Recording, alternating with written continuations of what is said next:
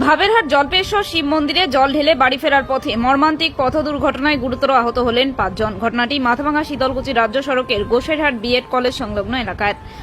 জানা যায়, গান্ধী পাঠাগারের একটি পরিবার দুপুর 12টা নাগাদ ভাবেরহাট জল্পেশ্বর শিব মন্দিরে যায়। সেখান থেকে ফেরার পথে গোসাইরহাট বিএড কলেজ সংলগ্ন এলাকায় আচমকাই একটি রাস্তা দিয়ে কোনো সিগন্যাল ছাড়াই একটি বাইক বেরিয়ে আসে বলে অভিযোগ টোটো যাত্রীদের।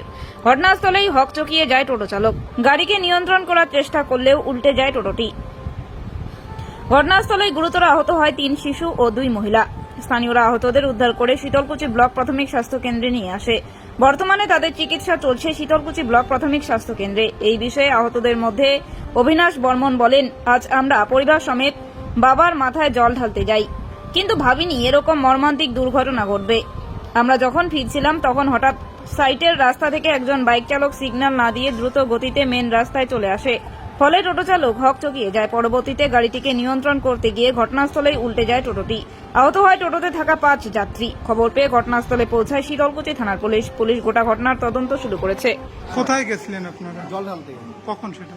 এই 12টার দিকে আসার পথে এই অবস্থা। কোন জায়গায় ঘটনাটা ঘটে? হচ্ছে কি করে বলে জায়গাটার নাম বিএড কলেজ সামনে।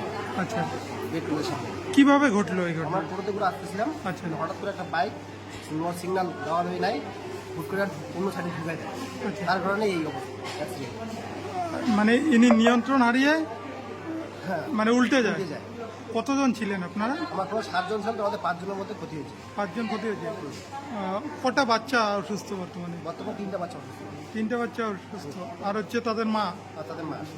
আচ্ছা, কি বলবেন মানে দোষ কার মনে করছেন? দোষ এখন কি, এখন বাইকটারই তো দোষ বেশি করে হবে। হুট করে নো সিগন্যাল দেয় নাই, ঢুকাই দিয়েছে। আমরা তো পুরো রাস্তা চলে আসছে, বাড়ির পাশাপাশি আসে সেই অবস্থা।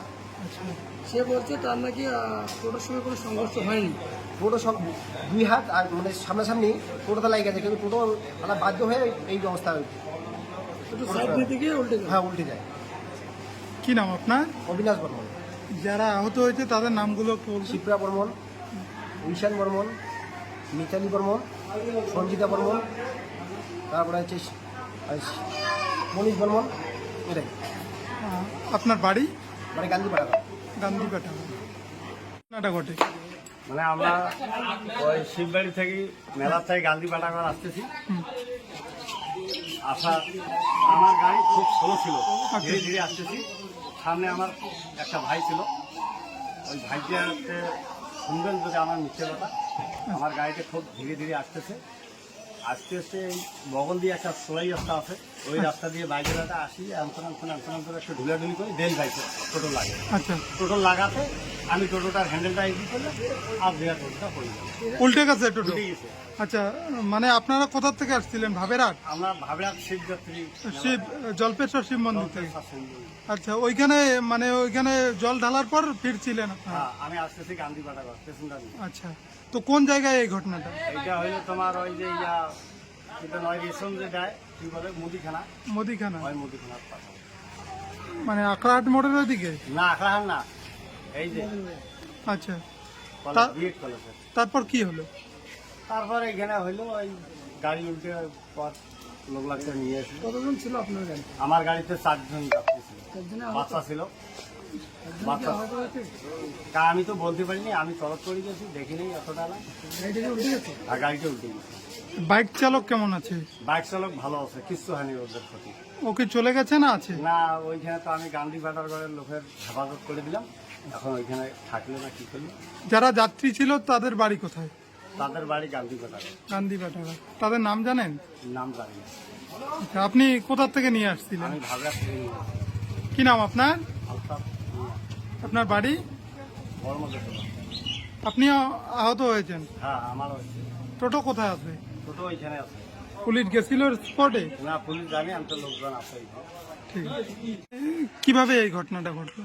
ঘটনাটা ঘটলো কেন, টোটোটা পুরো স্পিডে ছিল। হ্যাঁ, বিয়ের পথের সামনে একটা রাস্তা ছিল না, তা ওই দিকে টার্নিং ছিল। হ্যাঁ, ওইদিকে আমি যাবো, তা ওইদিকে আস্তে মাঝখানে গাড়ি আমি স্লো করছি, স্লো করে ওইদিকে যাবো আমি। টোটোটা পুরো স্পিডে আসছে, আসিও ব্রেক কন্ট্রোল করতে পারি নাই। ব্রেক কন্ট্রোল করতে পারি নাই, ওভারটেক করে দিল, টোটোটা পাল্টে গেছি।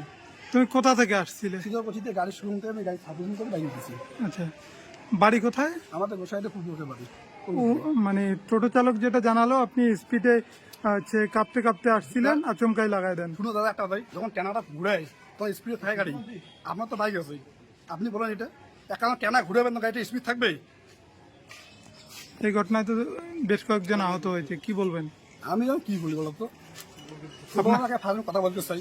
ও টোটো চালায় তার সিস্টেম আমি ওটা জানি নেই কীভাবে গাড়ি চালাতে লাগে। তারপরে আপনার চোট লেগেছে? আমার সাথে কাজ হয় নাই। না আপনার কোনো ক্ষতি হয় না, না? আমার কিছু করতে পারি না। কি নাম আপনার? দীপঙ্কর বর্মন, বাড়ি? বাড়ি গোসাইটা পূর্ব দিকে আমার। এই ঘটনাটা ঘটে। এই গোসাইতে যে বড় পুকুরটা সামনে মানে আকার যে রাস্তাটা আছে আচ্ছা। ওই টার্নিং এর মধ্যে ওরা পড়েছিল। আমরা শিলিগুড়িতে আসার পথে দেখি ওরা ওখানে পড়ে আছে, তাই আমাদের ওখানে সাধারণ লোক উঠাই দিল গাড়িতে। আমি নিয়ে এসে হাসপাতালে পৌঁছাই। ওখানে কি টোটো উল্টে গেছে? টোটো উঠে গেছে কি হয়েছে আমি গাড়ি থেকে নামিও নেই। আচ্ছা। মানে ওরা যখন মানে সাধারণ লোক ওখানে পাবলিক জড়ো হয়েছে, ওই পাবলিকগুলো আমাদের গাড়িতে উঠাই দিল। আমি ওটাই নিয়ে আসি হাসপাতালে পৌঁছাই দিলাম। এত থেকে কতজন ছিল তারা? ওখানে 7-8 জন ছিল। মানে আহত কতজন? আহত 7-8 জন আসছিল। 7-8 জন। আমরা আপাতত 6 জনকে নিয়ে আসছি। আচ্ছা। আর একটু কম হয়েছিল, আছে। এখানে চিকিৎসা চলছে বর্তমানে। হ্যাঁ, চিকিৎসা চলছে। তার নাম পরিচয় জানা গেছে? কোথায় বাড়ি? না, আমরা সেটা জানলাম না, কিন্তু আমরা শিলিগুড়িতে আসার পথে ওনাদেরকে ওটাই নিয়ে চলে যাই। কি নাম আপনার? তখন আমার সে এর সাথে আপনার বাড়ি? সেটা